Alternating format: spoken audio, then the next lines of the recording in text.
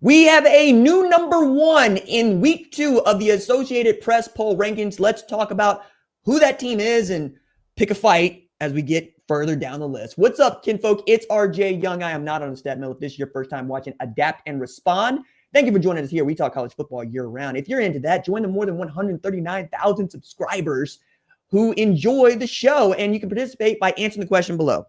Do you think that number 1 and number 2 are correct here, as Ohio State's number 1 and Penn State is number 2? I can't stand this. I can't stand this. Penn State is 1-15 against top 5 opponents. How in good conscience can you rank that team inside the top 5 when they can't even beat top 5 opponents? I don't see it. I don't understand it. We're making this the number 2 team off the strength of a Nevada win and a Texas loss to Ohio State. This is garbage. I hate this. LSU at 3, all right, I'll let it stand. Georgia at 4, that's fine. Miami at 5, that's fine. Texas at 7, I think that's a little bit too harsh in a one-score game that was lost 14-7 to the defending national champions and the number 1 team. But that's as far as I'm willing to go. Clemson at 8's fine. Notre Dame at 9 off the loss to Miami. Okay, so we care a little bit more about Notre Dame losing to Miami than we do about Texas losing to Ohio State. That doesn't make much sense. South Carolina at 10. Now, that was a 10-8 game into the fourth quarter against Virginia Tech, who ain't going to be no good. So I'm not sure that I'm going to move them up 3 spots based on that win. I mean, I guess the Sunday window really just helped them out. Illinois at 11. Arizona State at 12. They lost a spot after beating Northern Arizona. Okay, cool. Florida State's up 2 after beating Long Island University? What the hell are we doing here? Michigan is down to 15. I don't even agree with that.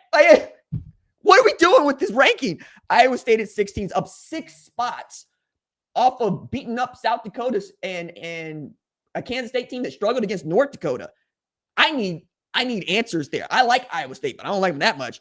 Southern Methodist at 17. Oklahoma State's pat at 18. Off the strength of a really great win against Illinois State. But again, I'm fine with them sticking at 18. They get this number 15 Michigan team later this week. A&M is at 19. They needed to get off the struggle bus and then put the gas down against UTSA. Ole Miss at 20. Austin Simmons is a dude. They got dudes. They put up damn near 700 yards of offense. They're Ole Miss monster offensively. Bama at 21, down 13 spots. They get to stay in the top 25, though. And there's no Florida State here. What the hell is this? Wait a second. Did I miss this? Yeah, I did. Okay, my bad. My bad. I missed it. I skipped them. Florida State at 14. Florida State at 14. I was about to become unglued because I skipped straight from 13 to 15. My bad, Florida State. My bad. Y'all right there at 14. Alabama being in the 20s, I'm okay with that. I'm all right with that. I don't know that I move up Florida State to 14, but I certainly make them a top 25 team. And then you got Tennessee at 22. I think Tennessee should be ahead of Bama, but, that's just me. Indiana at 23. Tech at 24. And then Utah at 25. Holy smokes. I struggle with this one.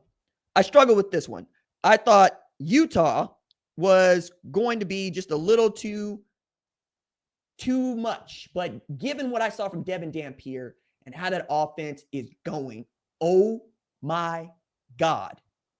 Utah might be a monster. Utah's got a Devin Dampier who was scarily efficient, 206 yards, was also their leading rusher, 87 yards on the ground. They stomped the mud hole in UCLA and walked it dry.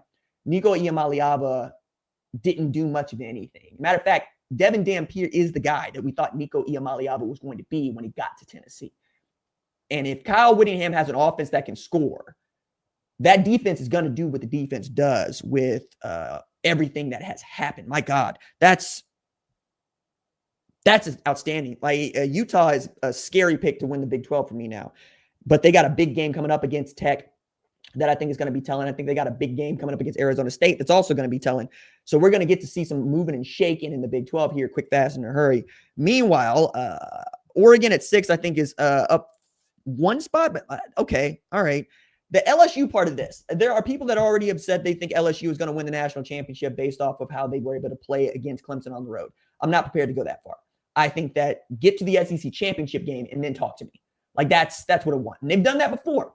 They did that with Jaden Daniels in them, right? How did it end?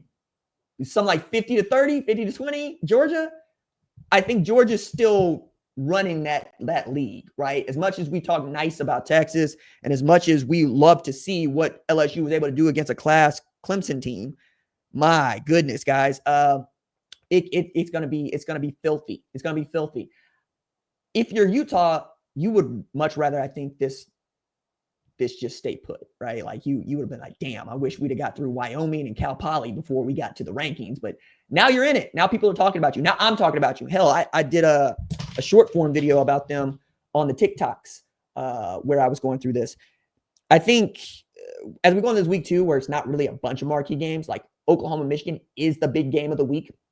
We're also going to see the rankings not move a whole lot unless there's some outstanding upsets. Like say Oklahoma State pulls off a outstanding upset against Oregon. They're 28-point dogs in that game. They're going to get absolutely run if they keep this up. I think when we get into conference play, we'll learn some more things. The Notre Dame part of this is more interesting to me because I think CJ Carr is a player. I think he's got absolute skill. But I also think that Jeremiah Love is your best player, and you need to feature him more if you expect to get back to the national championship game. I think the Florida team being great is good for the sport too. Miami, Florida State, Florida are all ranked in the top 25. I don't think we've been able to say that for quite some time. I think that this has been really, really fun. I think that if the U can be the U and keep up its end, DJ Lagway stays healthy, Tommy Castellanos keeps seeking out whom he may devour, we could be back to the 90s of college football when Miami, Florida State, and Florida were all really, really good. Steve Spurrier, Bobby Bowden, Dennis Erickson off in there, Butch Davis off in there. I really love that era of college football, and it'd be fun for us to get back to it. Bama being bad, cool, bet. Nobody's scared of Bama anymore. That's what this ranking says. We don't care. You're 14-4 against unranked opponents. Nick Saban was 230-4 against unranked opponents, and Dan Lanning is 25-0 against unranked opponents. You're going to have to pull off a 10-win season for people to feel okay about you being their head coach next year, Kalen DeBoer. And I just mean okay. I don't mean good. I mean okay. Like you get another year out of this. But for me, the real big one here is obviously Florida State jumping up just behind Florida. That game is going to be monumental. I love that game every year. I hope they're both ranked when they play it. The Florida-Miami game is also going to be monumental. It's going to be so much fun to watch. We just got to get through this ho-hum.